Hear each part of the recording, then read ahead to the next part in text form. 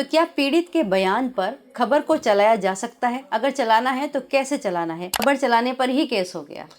देखो, पत्रकार के ऊपर केस कब होता है? विक्टिम वो है जिसने कानून के मुताबिक कोई एक्शन लिया हो। अब आपने जब विक्टिम पहचान लिया तो उसका कोई भी स्टेटमेंट जो है आप चला करके, और किसी ने मेरे धर्म को लेकर के बोला और धर्म के को बोल करके मेरे साथ मार पिटाई की। एक व्यक्ति होता है विक्टिम और वही व्यक्ति होता है कंप्लेनेंट। जो विक्टिम है वो कंप्लेनेंट है। लेकिन यही अगर सिविल मैटर हो जाए, करप्शन के चार्जेस लगे हुए हैं किसी व्यक्ति किसी अधिकारी के ऊपर,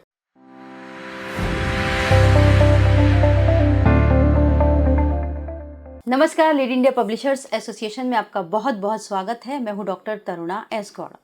अक्सर जब किसी के साथ कुछ अन्याय होता है, गलत होता है, तो पहले पुलिस और उसके बाद मीडिया का रुख करते हैं। तो ऐसे में कई बार होता है कि जब पीड़ित की कोई खबर चलाते हैं तो पत्रकार के सामने कई द्वंद्व होते हैं, कई क्वेश्चंस होते हैं। तो क्या पीड़ित के बयान पर खबर को चलाया जा सकता है? अगर चलाना है तो कैसे चलाना है? इन सब विषयों पर बात करने के लिए हमारे साथ मौजूद हैं लीड इंडिया के फाउंडर और सुप्रीम कोर्ट के एडवोकेट श्री सुभाष सिंह सर। नमस्कार सर, बहुत बहुत स्वागत है। नमस्कार। हाँ जी सर, अक्सर ऐसा होता है कि जब पुलिस पे या फिर लगता है पीड़ित को कि मेरे साथ यहाँ इंसाफ नहीं होगा, तो मीडिया के पास जाता है और मीडिया से अपनी बात कहता है। उसके बाद जब वो उसके बयान के आधार पर खबर चलाते हैं तो उसमें क्या सावधानी रखनी चाहिए? दूसरी बात ये कि चलाना भी चाहिए कि नहीं? देखिए, पहली बात तो ये है कि सबसे इम्पोर्टेंट बात ये है कि अगर कोई विक्टिम है और वो विक्टिम ये कह रहा है कि मेरे साथ कुछ दबंग लोगों ने मार पिटाई किया, मैं एग्जाम्पल के साथ कह रहा हूँ कि कुछ दबंग लोगों ने मार पिटाई किया, मेरे जाति को लेकर के ये किया, या मेरे पड़ोसी ने मेरे साथ मार पिटाई किया, कुछ भी क्रिमिनल ऑफेंस किया हुआ है, तो विक्टिम है कौन? How to identify the victim? Victim वो है जिसने कानून के मुताबिक कोई एक्शन लिया हो। विदाउट कोई एक्शन लिए हुए विक्टिम नहीं है। जैसे मान लीजिए, दो सर्कमस्टांसेस में बताऊंगा। पहला सर्कमस्टांस, कोई बोलता है मेरे घर में चोरी हुई है, वो एफआईआर कर दिया है तो विक्टिम है। राइट। किसी ने कहा कि किसी ने मार पिटाई हुई है, एफआईआर हो गई है तो वो विक्टिम है। उसके पहले वो विक्टिम नहीं है। अच्छा, लेकिन अगर उसको चोट लगी है, इस तरीके का कोई सीन बना, ट्रेन से जा रहे, एक्सीडेंट हुई है, हताहत है, वो विक्टिम है। एफआईआर ना हुई हो तब भी। बस से जा रहे हैं, एक्सीडेंट हो गई है, आप विक्टिम है। तो जहां पे कानून के मुताबिक एक्शन बनता है, आपने एक्शन लिया है, तो वो विक्टिम है। तो अब सबसे पहले आप पहचान लीजिए कि विक्टिम है कौन। ठीक। अब आपने जब विक्टिम पहचान लिया तो उसका कोई भी स्टेटमेंट जो है आप चला करके आप न्यूज बना सकते हो। उस पर आप स्टेट सिस्टम के फेलियरनेस को दिखा सकते हैं और उसमें कोई गलत बात नहीं। कई बार ऐसा होता है कि जब पत्रकार उसको रिपोर्ट कर रहा है, उस बयान को ही रिपोर्ट कर रहा है, तो लगता है कि ये एक पक्षीय हो रहा है, बायस्ड है। उस समय में उसको किस तरीके से प्रेजेंट करना तो वही चीज है ना। जैसे मान लीजिए कि हुआ कि भाई किसी ने आरोप लगाया, मान लीजिए कि आरोप ये है कि मैं जा रहा था और किसी ने मेरे धर्म को लेकर के बोला और धर्म के को बोल करके मेरे साथ मार पिटाई की।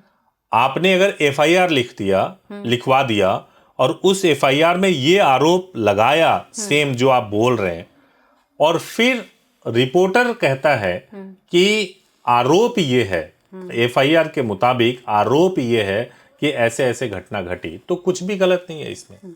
लेकिन अगर वो ये कहता है कि कुछ दबंगों ने इनके साथ मार पिटाई की है और वो बिल्कुल उस व्यक्ति का नाम लेकर के कुछ लांछन लगाने लगे, तो आप समझ लो कि जो है वो एक पक्षीय हो गया।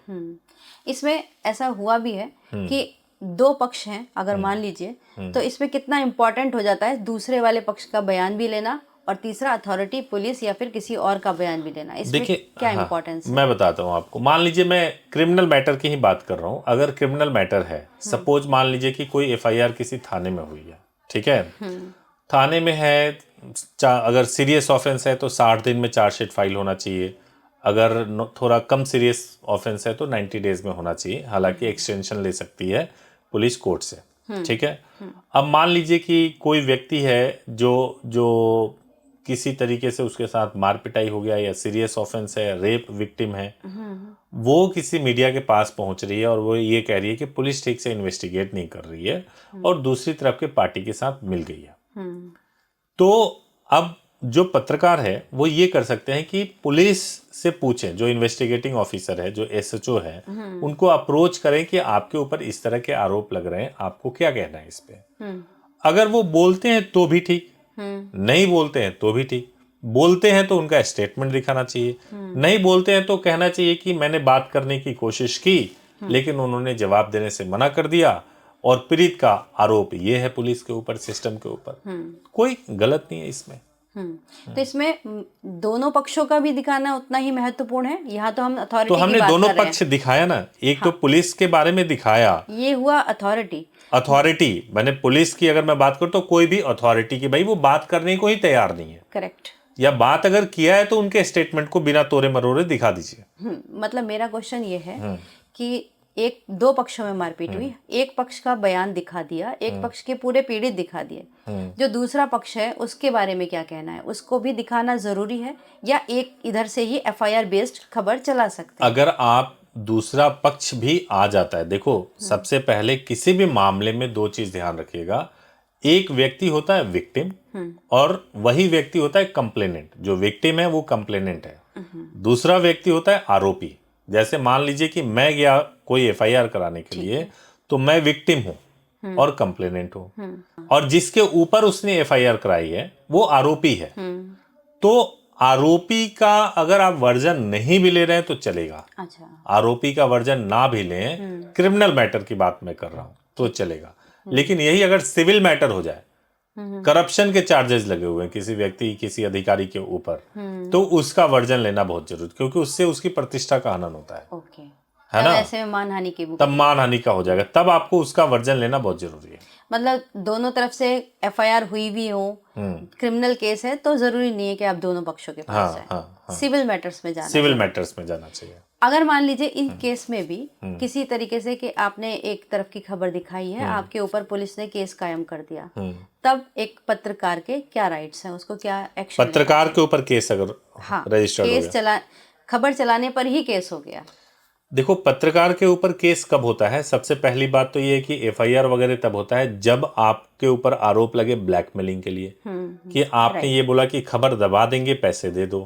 ऐसे ही कुछ आरोप अगर हो तो, अगर ऐसा आरोप हो कि खबर दबा देंगे, पैसे दे दो, अगर आपने खबर चला दी तो ये आरोप ही झूठे हो जाएंगे। तो ये आरोप ही झूठे हैं ना। करेक्ट। कि खबर दबाने के लिए पैसे मांगे जा रहे, तो आपने ना तो पैसे दिए ना उन्होंने लिए, खबर तो चल रही है, तो आरोप ही खत्म है। अच्छे तरीके से कानूनी सलाह लेना है इसमें। अगर मान लीजिए आपके ऊपर आरोप ये आ गया कि भाई आपने किसी का मानहानि कर दिया, इसमें यह है कि मानहानि कैसे होता है, कभी भी किसी व्यक्ति के खिलाफ हम रिटन तरीके से या वर्बल तरीके से पब्लिक के सामने कुछ बोलते हैं जिसमें कोई तथ्य ना हो और किसी व्यक्ति के प्रतिष्ठा का हनन हो, तो उसको डेफेमेशन बोलते हैं, जिसको सिविल सूट और क्रिमिनल सूट दोनों चलाया जा सकता है। तो ऐसे केस में अगर मान लीजिए कि मानहानि, आपको ये देखना जरूरी है कि हो ना मानहानि, लेकिन फिर भी नोटिस आपके पास आ गया है मानहानि का, तो लॉयर से कांटेक्ट करें, ये कोई बड़ी बात नहीं है। ये तो पत्रकारों के जीवन में आने वाले बहुत नॉर्मल से चैलेंजेस है, श्रृंगार है, ये पत्रकारों के जीवन के श्रृंगार है। अगर सत्य है तब, अगर सत्य है तो, अगर आप में जेन्युइननेस है, अगर आप बिल्कुल जेन्युइन पर्सन है, तो कोई दिक्कत नहीं। तो अगर इस तरीके का कोई भी केस आ जाए या कुछ हो जाए तो प्रॉपर लीगल एडवाइस लेनी चाहिए। बिल्कुल बिल्कुल। इस सब विषय पर आपने बहुत विस्तार से हमें बताया। आशा करते हैं सबको काफी इससे समझ आया होगा इस विषय पर। इसके लिए आपका बहुत बहुत शुक्रिया। Thank you so much. Thank you so much.